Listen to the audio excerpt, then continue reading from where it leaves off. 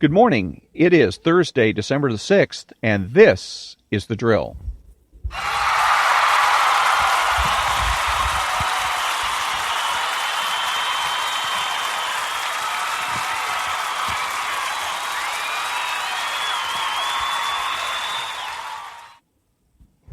Thank you very much. This is Ron, your host, the only true conservative in the United States of America today, because I'm the only one that makes the presumption for the status quo.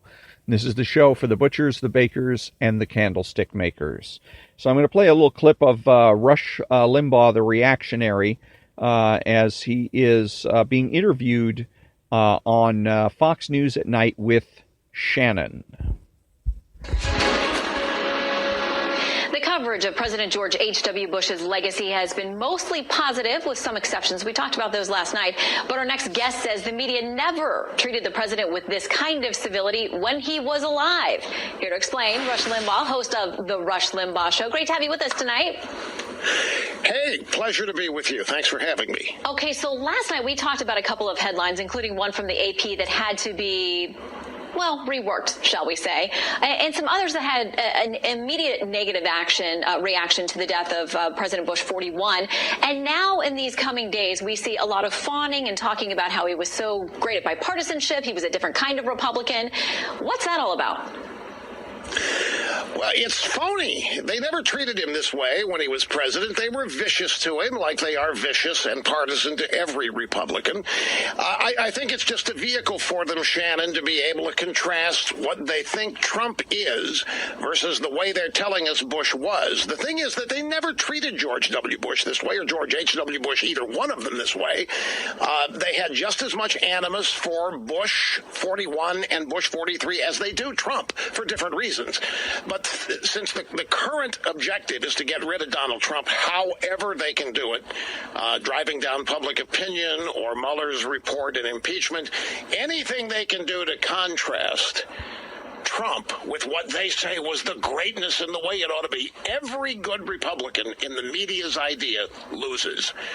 That's what they celebrate Trump, or rather Bush, because what did he do? He raised taxes. He was bipartisan. He went against the interests of his own party. That's what made him a good guy. And it's just phony. It's nothing more than a vehicle for them to continually contrast this made-up image that they have of George H.W. Bush, which, by the way, what they're saying about him now is true. All of the class and all the dignity, all the sophistication, but they never reported on him this way when he was president. Well, let me ask you, because you interviewed him many times and spent time with him over the years, what do you make of this idea that he was a great compromiser, that there was more bipartisanship then? Do you think he worked well with the Democrats? He was too trusting of the Democrats? What do you make of his legacy in that respect? Well, I had one of the greatest honors and thrills of my life. I was invited to spend the night in the White House during the campaign in 1992, the Lincoln bedroom, and the evening featured about an hour and a half discussion of the campaign. At this point in time, Ross Perot was threatening him on the Republican side with much the same kind of appeal that Donald Trump has and had in the 2016 campaign. And at this point in time, it was June of 1992, and there really wasn't a considerable Democrat threat at the time. They weren't thinking that Bill Clinton was really all that serious a contender. And I got the impression that they weren't taking the campaign as seriously as they should have. And I remember the president telling me that he loved Tom Foley. He thought we could really work with Tom Foley, and he had found him to be a very cooperative guy. George Mitchell, he said, was the most partisan man in Washington. But George H.W. Bush believed in the idea of service and government working together and compromising, and the end result was what was important to him. And as such, he didn't fight back against any of the criticism, just like his son didn't. And I think those two facts, the fact that there was more attempted cooperation, no attempt to defend themselves against some of the most outrageous charges that they were faced with by the media and the Democrats, is one of the things that led to Donald Trump. Republican voters have just been frustrated that candidates they elect don't fight back. And when Republican candidates don't fight back, they're also not defending Republican voters. Mm-hmm. So here comes Trump doing what Republican voters have wished Republican candidates would do for 25 or for 30 years. And it's really not a mystery why he won. Well, and to that point, we've heard so much about the Bush family being very modest and saying it's not about you, don't go out there and be bragging about yourself, to the point that Andrew Ferguson, who obviously was a speechwriter for Bush 41 during the 92 campaign, lamented the fact that this guy was a World War II hero, but now that he was facing off against this young, upstart Southern governor, they didn't want age to be a factor. They didn't want it to be braggadocio to be a thing. But he talks about the fact that it was frustrating, that he couldn't write those things into speeches, and until the very end, it wasn't something that Bush 41 was going to talk about. Bill McGurn, in his piece in the Wall Street Journal, says this today. He says, on the first day that he was eligible, his 18th birthday, George Bush enlisted in the United States Navy. Even at that age, he could not abide the idea of another man standing in his place in the defense of his country. And this determination to serve would take him to some of the most horrific battles in the Pacific. And yet, Rush, back in 92, he wasn't supposed to talk about that. No, well, Shannon, it was a different time. It was a different time in 92. It was a different time in 42. But 92 is closer to 42 than 92 is today, in terms of the definitions of public morality and values. And you nailed it. The one thing, I mean, I was raised this way. You do not brag. You do not brag about yourself. Even if you can do it, you don't do it. It's not becoming. It's unseemly to do so. And the Bushes, if anything, were that. And you're right, they had a belief that the office was bigger than the man. George W. Bush, I routinely asked him, why are you not fighting back against some of these just insidious personal insults? He said, because I'm not going to sully the office and take it down to the gutter of where politics is today. And I said, but you're letting down a lot of people that voted for you, but that's just the way they were raised. And not bragging and not talking about things that you had done. I think in those days, Shannon, it was thought that those great achievements and accomplishments would speak for you, that they would be part of how you were publicly known.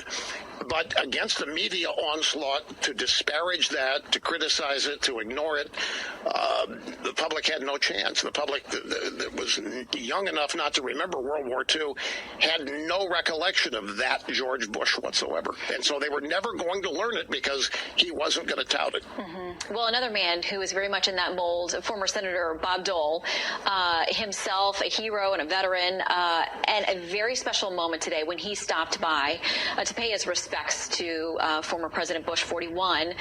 And they were great political rivals, as you've noted. It was a really special moment today. Let me say, I saw that. I was just sitting down here after coming back from a commercial break, and I watched. I was glued to it because you're right. They had a tremendous rivalry, and it wasn't a widely known rivalry. It was political. It wasn't personal. Bob Dole always felt slighted next to George H.W. Bush. Bob Dole was a war hero. Bob Dole lost the use of his arm. George Bush was shot out of the sky over the Pacific. He was made a gigantic hero. It went into making his career. Bob Dole was never afforded the same kind of, in his view, he never was. There were arguments over the Republican National Committee, arguments over whose turn it was to run for president, this kind of thing. They were deeply, deeply felt. And Bob Dole today, this was just, it had me spellbound. The man cannot stand. He literally cannot walk. He is glued to his wheelchair. And he willed himself to stand up. He had an aide helping him, propping him up under his arms. And you could see the determination on his face. He was going to stand. He was going to defy the impossibility that he cannot do it. He defied impossibility and stood up for the barest of seconds and saluted with his left hand and then collapsed back to his wheelchair. And in that moment said more about that generation, about respect, about honor, about integrity. That little piece, I hope everybody has a chance to see that, because Bob Dole was totally incapable of doing what he did today, and yet he did it. And these two people were able to bury the hatchet and come together toward the end of their lives.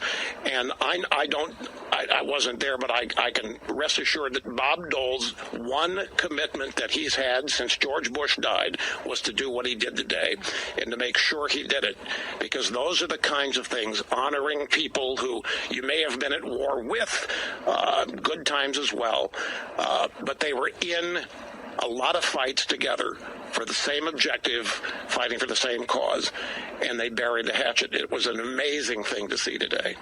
Well, may President George H.W. Bush bring out the best in all of us across the spectrum as we honor him this week. Rush, thank you so much for sharing your insights and your memories. We really appreciate it. If I was Barack Obama, I'd be really upset, Shannon. All this talk about George Bush being the last days of civility. If I were Obama, I'd say, what about me? I was civil. I was a nice guy. I was sophisticated. I was the smartest guy in the room. Why are they going back and honoring this guy? If I were Obama, I'd be worried maybe the media is forgetting him. Not so fast, I don't think, Rush. Thank you. Great to see you. I had to get that in. Have a Thank great you, Shannon. night. They're just starting. Okay, so what was that? It was about a good 10 minutes segment on there. I thought it was going to be a lot shorter than that, but there's a lot of interesting things to comment on there where Rush Limbaugh was wrong. Number one, where Rush Limbaugh was wrong, and he should have been able to see this mistake and see it coming, was when he said that Bob Dole did the impossible. That's ridiculous. The impossible is impossible. He willed himself to do, he couldn't do it. He says he couldn't do it. He's absolutely incapable of standing and saluting, yet he did it anyways. No, obviously he was capable of doing it. That it required a tremendous amount of, as he said, willpower, determination on his part. I think determination is probably a better word for it. Self-determination and an assistance from an aide, by the way. I mean, if he'd been able to stand on his own, that would have been even more dramatic. And so it was a very dramatic moment for him to stand and salute the flag. But Rush Limbaugh is absolutely wrong when he says that he did the impossible. Rush Limbaugh is showing that he is influenced by the left, by the cultural left here, because it is the cultural left that says nothing is impossible. And that's a corollary from skepticism, which says nothing can be known with certainty. It's a contradiction and wrong. But if nothing can be known with certainty, then it would be true that nothing is impossible. But it's not true. It's a contradiction in terms. Therefore, we know that there are certain things that are possible and certain things that are impossible. For those people that have done the apparent impossible, what they've simply proved is that we were wrong. In those instances where we say X is impossible and somebody goes ahead and does it anyhow, it proves that the statement was incorrect. Not that the person did the impossible. This is important precisely because the possibility statement and skepticism, it's all geared toward supporting revolutionary activity. This is a message, a subtle message, a nuanced message to all potential and real revolutionaries in the world, because revolutionaries that want to bring about socialist paradise face the same struggle in terms of possibility. They see and what they experience and what they're told is that it is impossible. Okay, so how do you keep their morale up? By telling them nothing is impossible, and then by showing them somebody like Bob Dole and saying, "See, he did the impossible. Therefore, you can do the impossible as well." So Rush Limbaugh goes ahead and undercuts his own arguments in support of capitalism. He helps to promote socialism, and yet he is stunned and bewildered when we find out that there's a whole bunch of high school students and college students today, undergraduates primarily, that are socialists or claim to be socialists. I don't think they are, but that's another story. So the other thing that I wanted to get to here, I was alive and around during the election of, I call him George the First, both in 1988 and his failure to get reelected in 92. I contend that all presidential elections, the fundamental battle culturally is between compassion and patriotism. If the election centers on patriotism, on which candidate is the more patriotic, the Republican wins, period. If the election centers on who is more compassionate, the Democrat wins, period, because the Democrat Party is seen as the party of compassion. The Republican Party is seen as the party of patriotism. Neither party has any credibility in the other. In others, Republicans have no credible claim to being more compassionate than a Democrat. Democrats have no credible claim to being more compassionate than a Republican. With George I, when he ran in '88, the issue centered on patriotism. He was running against Dukakis. He was a governor. And Governor Dukakis got so pressured and rattled in trying to prove to everybody that he was as big of a patriot as George H.W. Bush that he ended up getting into a tank, putting on a helmet, getting into a tank and driving it around, and he looked silly. He looked absolutely silly in it, and it helped to derail his campaign.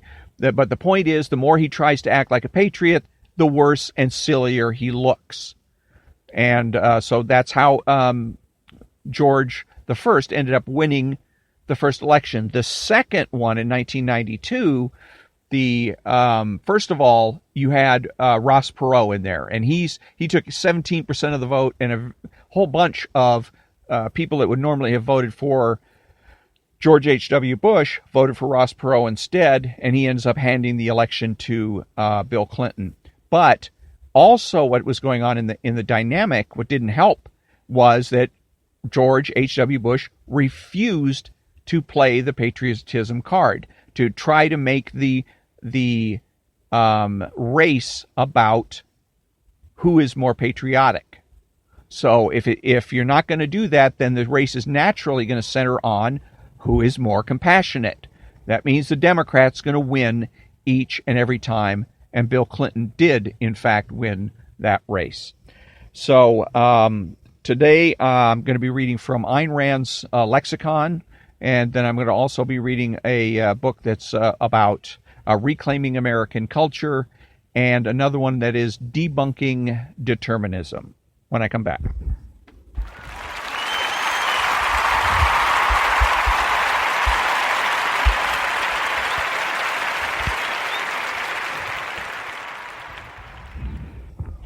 Thank you.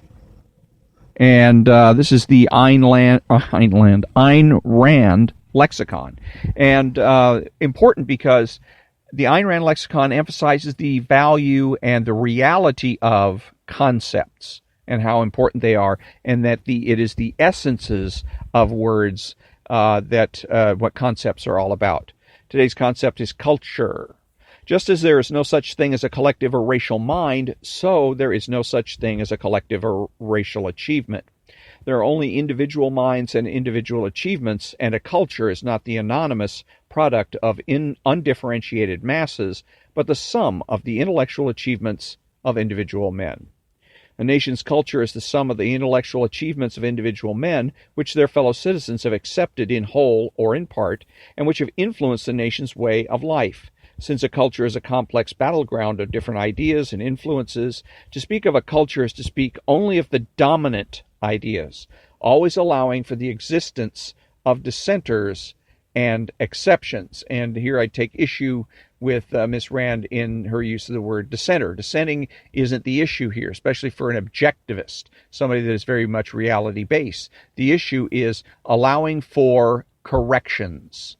Because if you make a mistake and somebody corrects that mistake, that person is not a dissenter, they are a corrector. They are correcting me. If I say 2 + 2 = 5, and you say, no, Ron, it equals 4, you're not a dissenter. You're correcting me. So, the acceptance of the achievements of an individual by other individuals does not represent ethnicity. It represents a cultural division of labor in a free market. It represents a conscious, individual choice on the part of all the men involved. The achievements may be scientific, or technological, or industrial, or intellectual, or aesthetic, and the sum of such accepted achievements constitutes a free, civilized nation's culture. Tradition has nothing to do with it. Tradition is being challenged and blasted daily in a free, civilized society. Its citizens accept ideas and products because they are true and or good, not because they are old, nor because their ancestors accepted them. In such a society, concretes change, but what remains immutable by individual conviction, not by tradition, are those philosophical principles which correspond to reality, i.e., which are true. So basically, she's mirroring what I just said a minute ago. So, next up is going to be I'm going to be reading from a book about reclaiming American culture.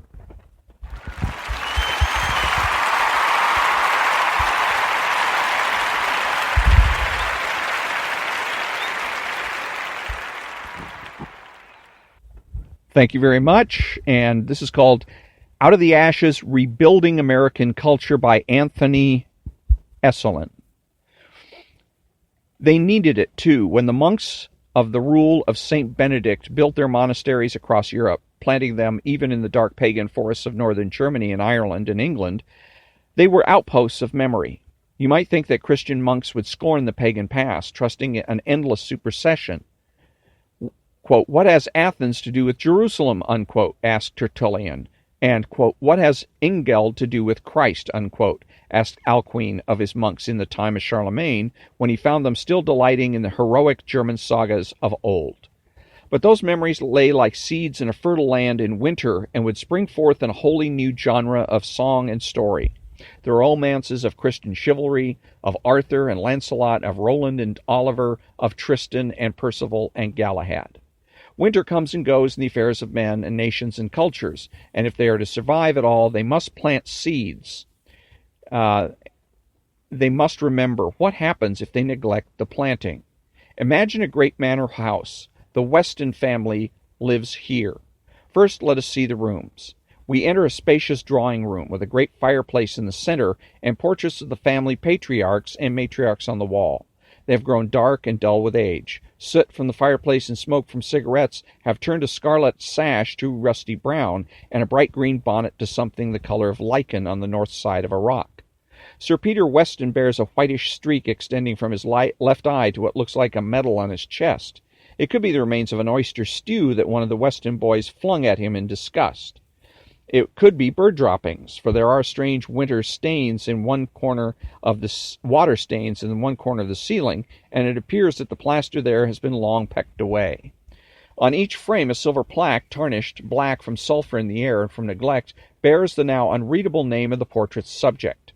Not one member of the current Weston household can tell you anything about the people up above, except that Lady Amelia was a feminist before her time, because she used to sneak out of the manor to carry on with a plowman in the village, and that Sir Pedicure led a Boy Scout troop with rather more interest than he should have, and that Miss Emmeline made a killing in the Caribbean slave trade, and so on. A few things tawdry, despicable, petty, gross, vile, stupid, and nasty. Most of it exaggerated, and some of it downright falsehood. Then we enter the library with its high ceiling and large windows to the east and south and west that flood the room with light all hours of the day. A movable ladder on wheels runs along a track set 8 feet from the floor to allow access to a gallery that divides the lower half of the room from the upper half. Lord John Henry Weston, 200 years ago, had the room built in this way. The lower half is stocked with books in several of the modern languages of Europe. They include novels, collections of poetry, histories, biographies, travelogues, and so forth. If you're a 9-year-old boy and you want to read Humphrey Clinker or Robinson Crusoe, or if you're a little older and you want to read Pope's translation of the Iliad, you can find them ready to hand. Or you can get lost there on purpose, as you might go forth into the woods on a sunny day, not knowing where the path will take you. Lord John Henry devoted the upper half of the room to the upper half of knowledge and culture. There we find works in the ancient languages, Latin and Greek, and books dealing with philosophy, divinity, political constitutions, law, and natural science. The sermons of Lancelot Andrewes are there, near Erasmus's edition of the New Testament in Greek and Hooker's Ecclesiastical Polity. The legal writings of Coke and Blackstone are there, near Justinian's Corpus Juris Civilis, and the works of the Roman jurist Ulpian, Montesquieu, Bossuet, Pufendorf, and Grotius are there, and not just for decoration. Plutarch is there in the original Greek and in North's 16th century English translation. Homer, Virgil, Ovid, Horace, Hesiod, all the poets are there. The Hebrew Bible, various works by Augustine, Chrysostom, Gregory of Nyssa, Lancadius Jerome. It was the library of a learned man interested in everything human and divine.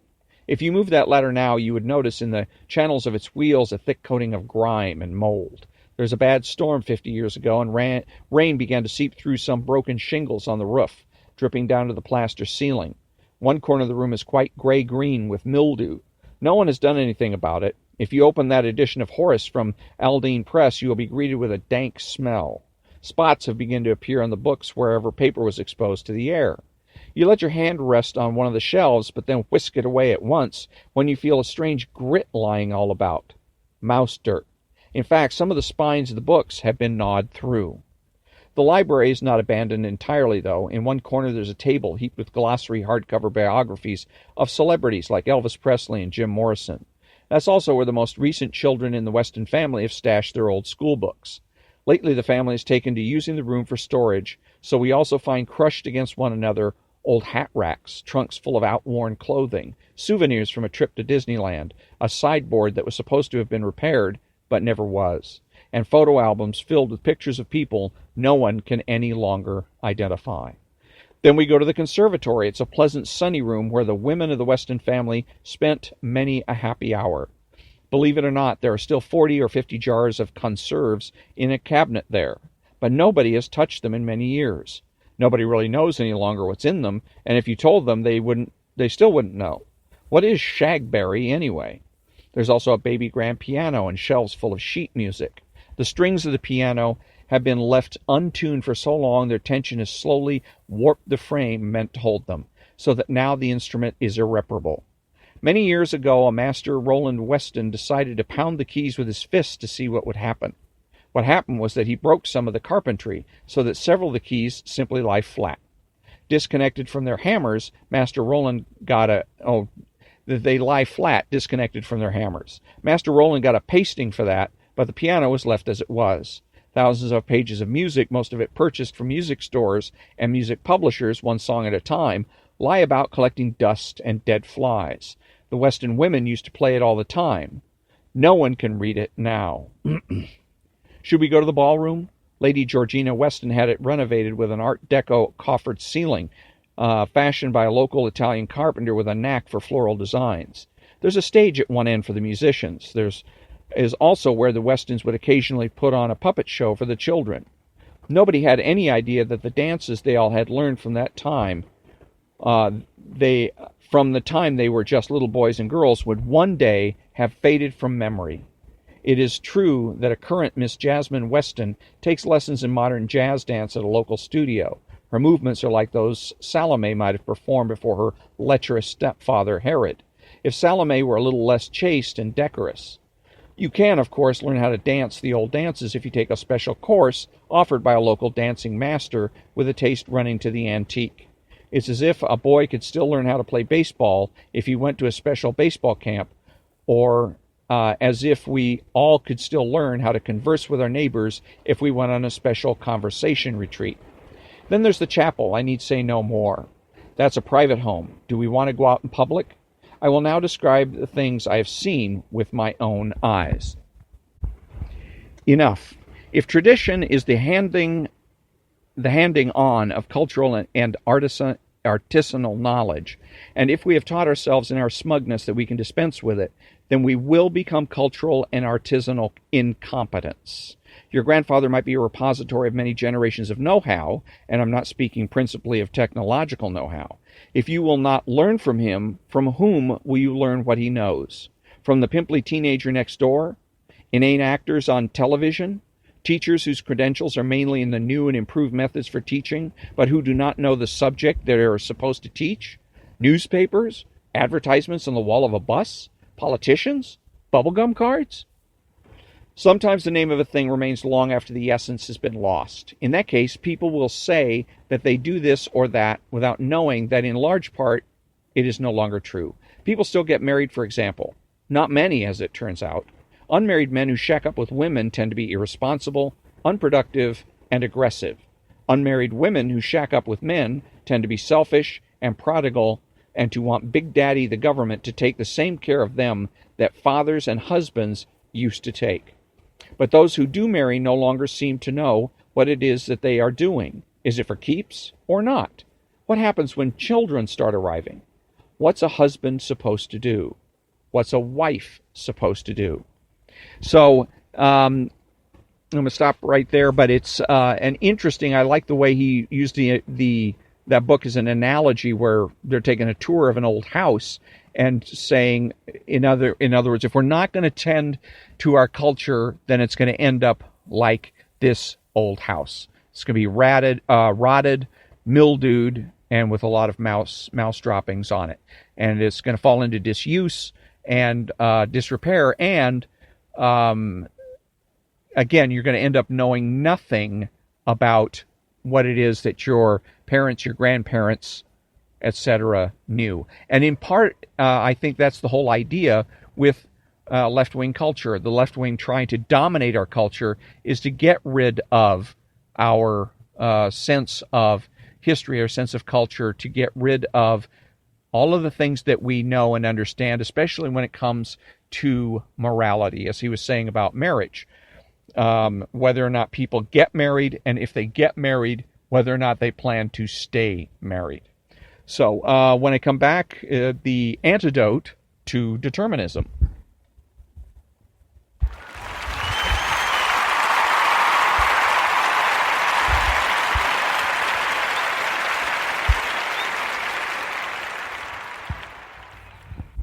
Thank you very much. The antidote to determinism, and it's by Edwin Locke. Let's see. Oh, here we go. As noted in the preface, the issue of free will versus determinism has been debated for centuries, seemingly without resolution. And let me interject real quick here. The issue's been settled for centuries. The only reason that the debate continues is because the people that know that determinism are false go ahead and entertain those people that like to pretend that it exists.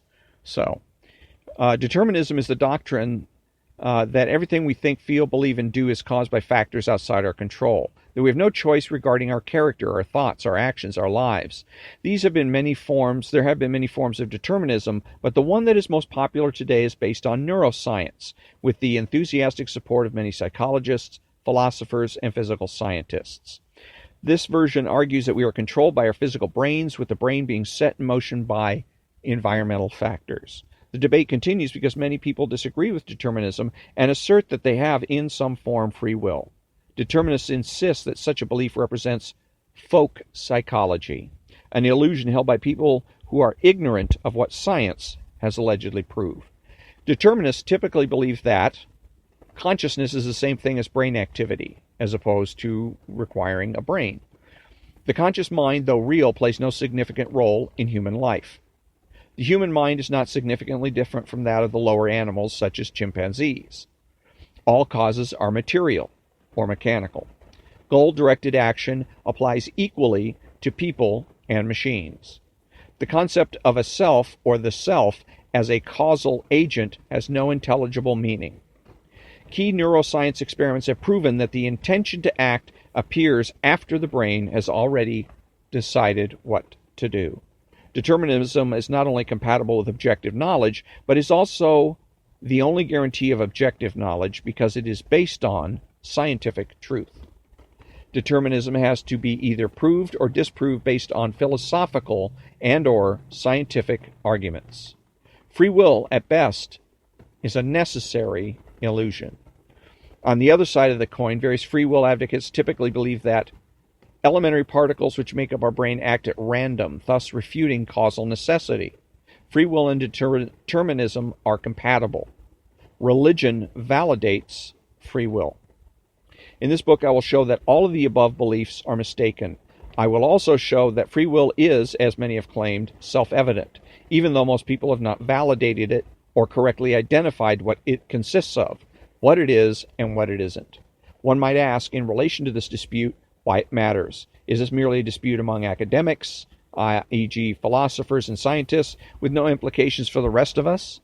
My view is that the implications are momentous. I will show you that. Without free will, there could be no such thing as objective, actual knowledge. Without free will, there could be no such thing as morality or a moral society. That should be incentive enough to explore this issue thoroughly.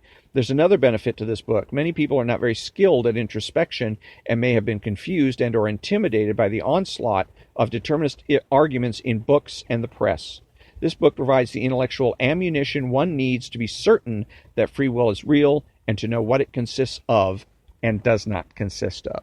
So, and I would add the reason that it's important from a social political standpoint is determinism is used as the justification or the rationalization for what reactionaries call big government.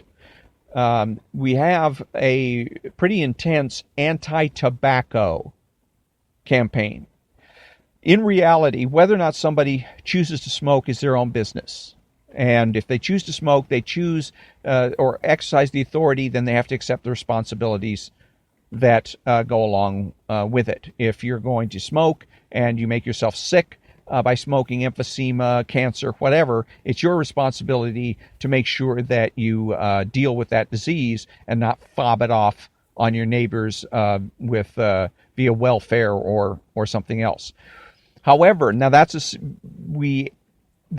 free will argument, so to speak.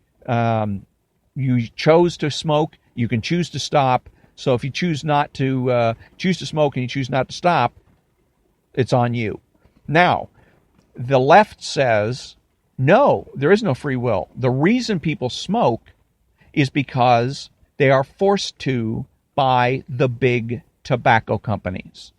The big tobacco companies, with various types of advertising and other psychological tools and techniques, forces people to smoke and forces people, and then, of course, they manipulate nicotine, according to the left, and therefore get people hooked and keep them hooked so that they can make all kinds of outrageous profits.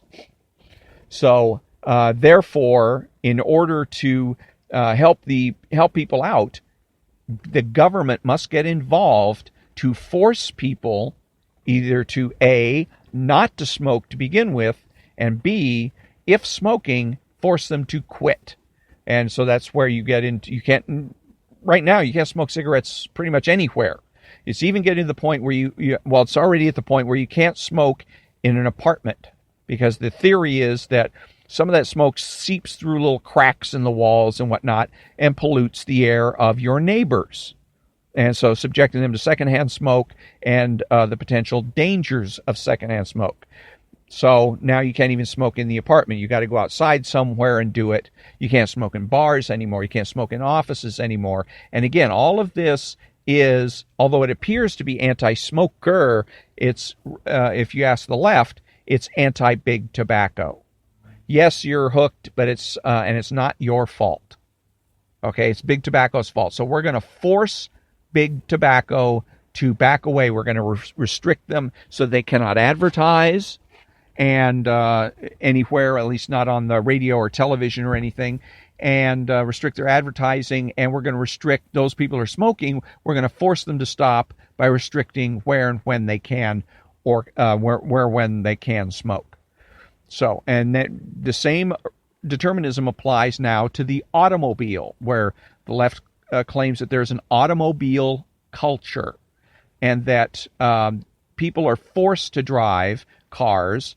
Their theory on the car is, why would any rational person put money into gasoline, buy gasoline? But gasoline is a product that you put into a car so that it can be burned up and the rest of it shot out the tailpipe.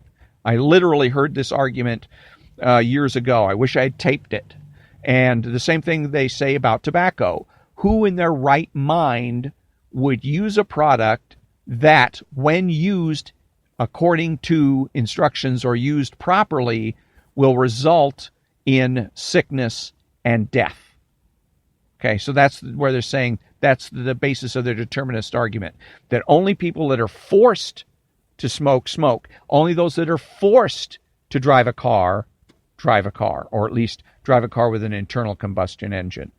So determinism is key in dealing with and understanding where the left is coming from when they're doing. Every big government program is based on determinism, every single one. And as Ayn Rand has said, if you're going to deal with and argue with the left, you have to get to the root of their argument. You got to pull it out by its roots. And the root of the big government argument is determinism, that you and I are simply unable to make our own choices because we're forced by powers beyond our control. So therefore, the government has to be a bigger force and force us to do what's right, and force and edge out those forces that are causing us to make to do things that are self-destructive. Let's put it that way. So, but that brings us to the conclusion of another episode of The Drill. I thank you for listening, and until next time, have a great day.